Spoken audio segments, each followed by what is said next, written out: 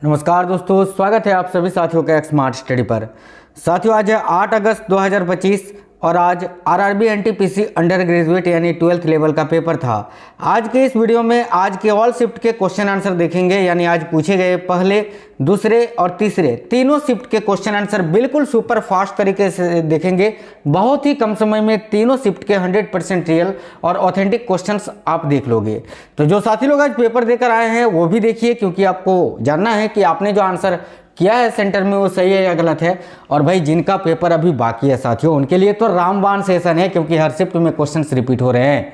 आपको बता दें, ओवरऑल एग्जाम का जो लेवल है ना साथियों, उसको हम मॉडरेट बोल सकते हैं, ठीक है। लेकिन जीएस का जो लेवल है वो काफ़ी हार्ड है। बिल्कुल, जीएस का जो लेवल है ना वो काफ़ी हार्ड पूछा जा रहा है। चलिए तो शुरू करते हैं। सभी से रिक्वेस्ट है, वीडियो को लाइक कर दीजिएगा और क्लास अगर पसंद आए तो अपने दोस्तों के साथ जरूर शेयर करना। देखिए, शुरुआत करेंगे आज के थर्ड शिफ्ट के क्वेश्चन से। सबसे पहले आज के थर्ड शिफ्ट के क्वेश्चंस देख लेते हैं। देखिए, थर्ड शिफ्ट में एक क्वेश्चन था साफ्टा, ठीक है। साफ्टा जो कि दक्षिण एशियाई मुक्त व्यापार क्षेत्र है, ये कब लागू हुआ था? तो भाई ये पारित तो हुआ था 2004 में, ठीक है, लेकिन ये लागू 1 जनवरी 2006 को हुआ था। और आपको लागू ही पूछा गया था कि कब लागू हुआ था, तो याद रखना दक्षिण एशियाई मुक्त व्यापार क्षेत्र साफ्टा जो है ये भाई कब लागू हुआ था? तो 1 जनवरी 2006 को, ठीक है। अगला क्वेश्चन है 8वीं पंचवर्षीय योजना का मुख्य उद्देश्य क्या था? तो देखिए, जो 8वीं पंचवर्षीय योजना है जो कि 1992 से 1997 तक चला था, इसका मुख्य उद्देश्य था मानव संसाधन विकास, ठीक है। तो मानव संसाधन विकास अगर आपके ऑप्शन में था तो बिल्कुल 100% आपका करेक्ट आंसर हो जाता, ठीक है। जिसमें देखिए 8वीं पंचवर्षीय योजना का मुख्य उद्देश्य मानव संसाधन विकास था, जिसमें शिक्षा, स्वास्थ्य और रोजगार के अवसरों पर ध्यान केंद्रित किया गया था। इसके साथ ही जनसंख्या वृद्धि को नियंत्रित करना, गरीबी कम करना और बुनियादी ढांचे को मजबूत करना भी योजना का महत्वपूर्ण लक्ष्य था, याद रखना। आगे नेक्स्ट क्वेश्चन आपसे पूछा था, मोंगला बंदरगाह किस देश में स्थित है? मोंगला बंदरगाह जो है ये किस देश में स्थित है? तो भाई देखिएगा, ये जो बंदरगाह है साथियों, मोंगला बंदरगाह, ये बांग्लादेश में स्थित है। तो भाई इस क्वेश्चन के लिए जो करेक्ट आंसर है वो आपका बांग्लादेश हो जाता है, याद रखना। मोंगला बंदरगाह कहाँ स्थित है? तो बांग्लादेश में। नेक्स्ट क्वेश्चन था, लोक कल्याणकारी राज्य की अवधारणा किस अनुच्छेद में है? देखिए, ये जो लोक कल्याणकारी राज्य की अवधारणा है ये साथियों डीपीएसपी के अंतर्गत आता है, यानी राज्य के नीति निर्देशक तत्वों के अंतर्गत आता है। और लोक कल्याणकारी राज्य की अवधारणा अनुच्छेद 38 में किया गया है। अनुच्छेद 38 और अनुच्छेद 39 इन दोनों में ही किया गया है, विशेष रूप से 38 में। तो आपके ऑप्शन में अगर 38 था, आर्टिकल 38, तो ये आपका करेक्ट होता। और अगर 38 ऑप्शन में नहीं था तो आर्टिकल 39 जरूर दिया होगा, जो कि आपको टिक करना था। अब आप हमें कमेंट बॉक्स में बताइए, अगर आप में से कोई भी आज थर्ड शिफ्ट में पेपर देकर आए हैं तो ऑप्शन में क्या था। देखिए, नेक्स्ट क्वेश्चन था, उमियम झील का अन्य नाम क्या है? उमियम झील का अन्य नाम आपसे पूछा था साथियों। तो भाई उमियम झील जो कि मेघालय के शिलोंग में स्थित है। सबसे पहले तो अगर आप नहीं जानते हैं तो जान लीजिए, ये जो उमियम झील है ये भाई मेघालय के शिलोंग के पास स्थित एक जलाशय है। उमियम झील को 12 पानी झील भी कहा जाता है। तो इस क्वेश्चन का करेक्ट आंसर आपका 12 पानी झील हो जाता, क्योंकि उमियम झील का अन्य नाम 12 पानी झील है। तो 12 पानी झील 100% इस क्वेश्चन का करेक्ट आंसर हो जाएगा। देखिए, नेक्स्ट क्वेश्चन था, बंगाल में सती प्रथा अधिनियम कब शुरू हुआ? तो भाई बंगाल में सती प्रथा अधिनियम साथियों 1829 को शुरू हुआ था, यानी 4 दिसंबर 1829 को। देखिए, बंगाल में सती प्रथा अधिनियम 4 दिसंबर 1829 को शुरू हुआ था।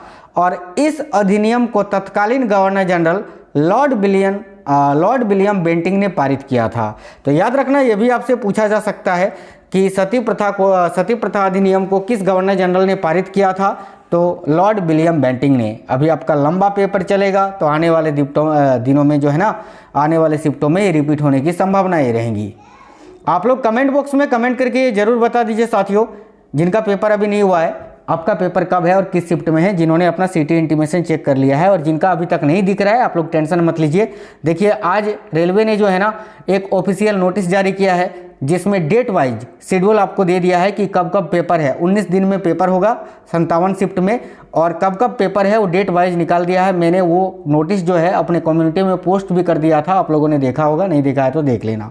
देखिए कवि गुलजार और रामभद्राचार्य को, देखिए कवि गुलजार और जगत गुरु रामभद्राचार्य को कौन सा ज्ञानपीठ पुरस्कार दिया गया, यानी कौन सा वह ज्ञानपीठ पुरस्कार इनको दिया गया था 2024 में? तो भाई करेक्ट आंसर होगा 58वां ज्ञानपीठ पुरस्कार। ठीक है, अभी देखिए 59वां ज्ञानपीठ पुरस्कार के लिए किनको चुना गया है? तो विनोद कुमार शुक्ला जी को, याद रखना। या अगर आने वाले शिफ्टों में पूछे कि 59वें ज्ञानपीठ पुरस्कार से किसे सम्मानित किया जाएगा, तो भाई याद रखना विनोद कुमार शुक्ला जी को। हालांकि आपको डायरेक्ट पूछा था कवि गुलजार और रामभद्राचार्य का, तो इनको जो है ना, इन दोनों को 58वां ज्ञानपीठ पुरस्कार दिया गया था, याद रखना। आगे देखिए एक क्वेश्चन था साथियों, आज देखिए कल भी थर्ड शिफ्ट के क्वेश्चन काफ़ी हार्ड थे जीएस के। ठीक है, बाकी शिफ्टों की अगर मुताबिक देखे थे, और आज का भी जो थर्ड शिफ्ट है ना वो साथियों काफ़ी हार्ड आ रहा है। यानी जो थर्ड शिफ्ट का मुझे लग रहा है जिनका पेपर थर्ड शिफ्ट में है ना, बिल्कुल गंगा पार समझो। देखो मगध में शासन के दौरान बोहारिक किसे कहा जाता था?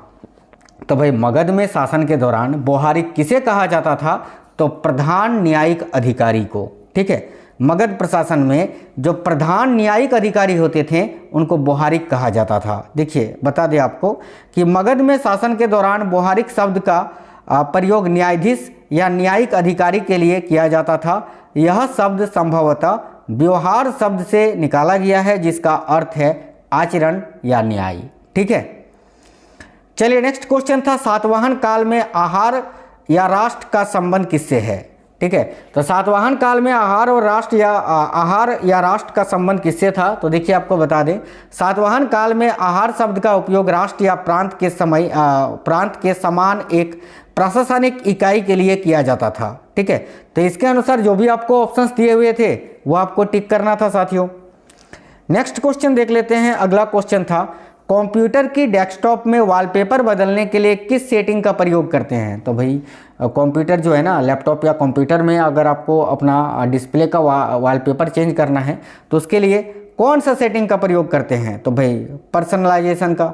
तो पर्सनलाइजेशन इस क्वेश्चन के लिए आपका बिल्कुल करेक्ट आंसर हो जाता साथियों। चलिए नेक्स्ट क्वेश्चन देख लेते हैं।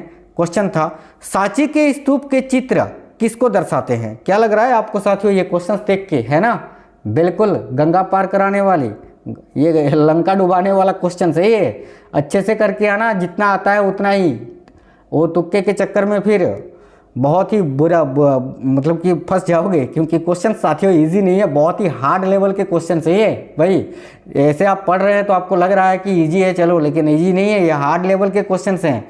अब देखो, सांची के स्तूप के चित्र किसको दर्शाते हैं? तो भाई ये क्वेश्चन ठीक था, बनने वाला था। तो सांची के स्तूप के जो चित्र है ये बुद्ध के जीवन की घटनाओं और जातक कथाओं को दर्शाते हैं। तो भाई इस क्वेश्चन का आंसर आपका बुद्ध, या तो ऑप्शन में बुद्ध के जीवन की घटना दिया हुआ था या जातक कथा दिया होगा।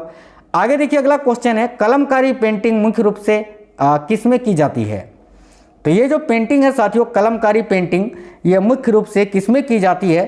तो देखिए कलमकारी पेंटिंग की बात करें तो ये कपड़े पर की जाने वाली पेंटिंग का एक रूप है। तो कपड़े पर इस क्वेश्चन का करेक्ट आंसर हो जाता, कपड़े पर। ठीक है, नेक्स्ट क्वेश्चन था, सन्यासी विद्रोह के प्रमुख नेता कौन थे? अब देखिए सन्यासी विद्रोह जो है ना, ये भवानी चरण पाठक के नेतृत्व में ही शुरू की गई थी। तो भवानी चरण पाठक अगर आपके ऑप्शन में था तो ये आपका करेक्ट आंसर हो जाता। वैसे सन्यासी विद्रोह के प्रमुख कई सारे प्रमुख नेता थे। ठीक है, कई सारे प्रमुख नेता थे। देखिए जैसे कि केना सरकार, इसके अलावा दिरजी नारायण, मंजर शाह, देवी चौधुरानी, मूसा शाह आदि, ये सभी जो है सन्यासी विद्रोह के प्रमुख नेता थे। लेकिन किसकी अगुवाई में इसका गठन हुआ था, ये नेतृत्व किया गया था? तो याद रखना भवानी चरण पाठक के नेतृत्व में। ठीक है, आगे देखते हैं। नेक्स्ट क्वेश्चन है, देखिए अगला क्वेश्चन है, भारत चीन सीमा विवाद में किस जगह पर सेना रखने पर सहमति हुई? तो भाई ये सेकंड शिफ्ट के क्वेश्चंस हैं, देखिएगा ध्यान से। भारत चीन सीमा विवाद में किस जगह पर सेना रखने पर सहमति हुई थी? तो करेक्ट होगा पूर्वी लद्दाख में। इस क्वेश्चन का राइट आंसर आपका पूर्वी लद्दाख हो जाता। ठीक है, अगला क्वेश्चन है, पोप फ्रांसिस के निधन पर भारत के राष्ट्रपति कौन सा देश गई थी? तो भाई पोप फ्रांसिस का निधन अभी अप्रैल 2024 में हुआ था और उनको श्रद्धांजलि देने के लिए जो है ना भारत की राष्ट्रपति द्रौपदी मुर्मू कौन से देश की यात्रा पर गई थी? तो करेक्ट होता Vatican city. Option number A correct answer है साथियों, वेटिकन सिटी में।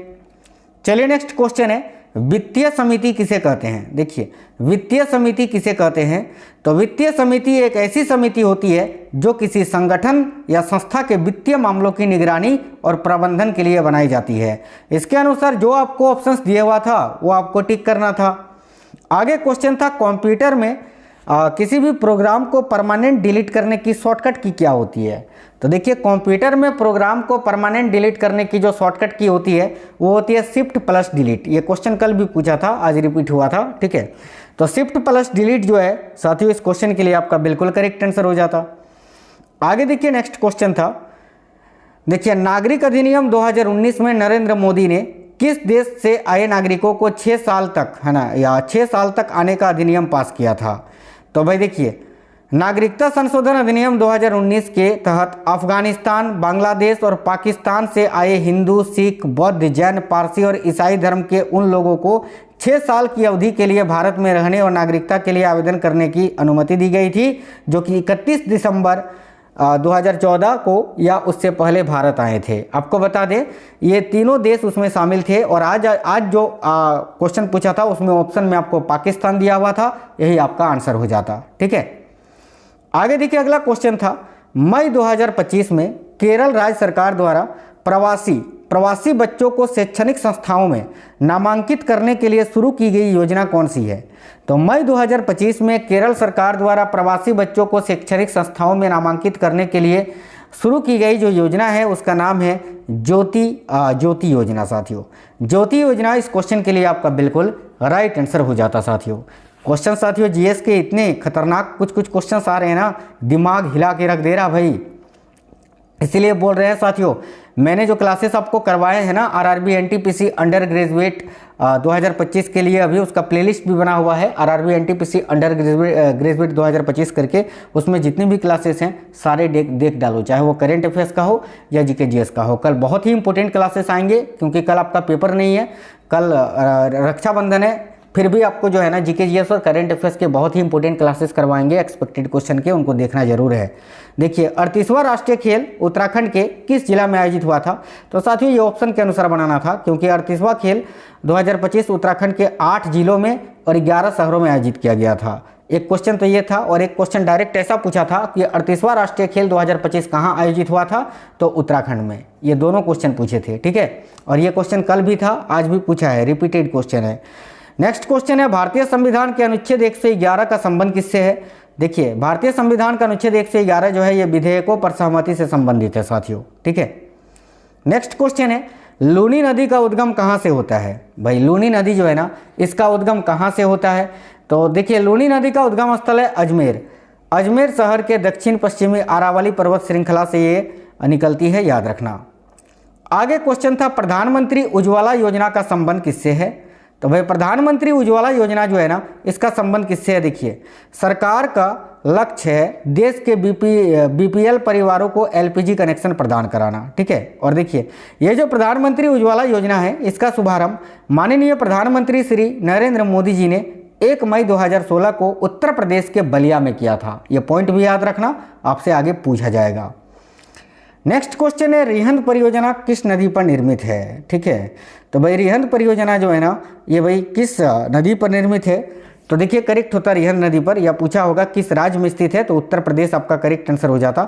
देखिए रिहंद नदी घाटी परियोजना उत्तर प्रदेश में स्थित है, यह सोन नदी की सहायक नदी है, रिहंद पर ही स्थित है, ठीक है। इसे गोविंद बल्लभ पंत सागर के नाम से भी जाना जाता है। और याद रखना जो जल संग्रहण की मात्रा के हिसाब से भारत का सबसे बड़ा बांध भी है, ठीक है।